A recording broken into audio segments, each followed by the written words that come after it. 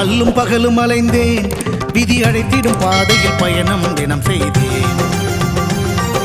கண்ணீரே சுமந்தேன், பல துன்பங்கள் சுமப்பதை வாழ்க்கை என நினைத்தேன். இன்பம் என்றால் அது என்னவென்று கனவிலும் கூட கண்டதில்லை. எரிமலை பிழம்பில் நீந்துவதே பிறவி பயன் என நான் இருந்தேன். கருப்பசாமியை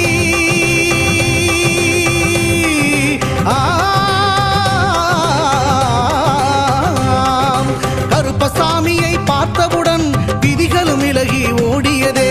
வெறுப்பென வாழ்ந்த வாழ்க்கையை மாற்றி சிறப்பாய் வாழ வைத்தவரே. புலிகரை நோக்கி புறப்படுவோம், நம் கருப்பனின் அருளை தினம் பெறுவோம்.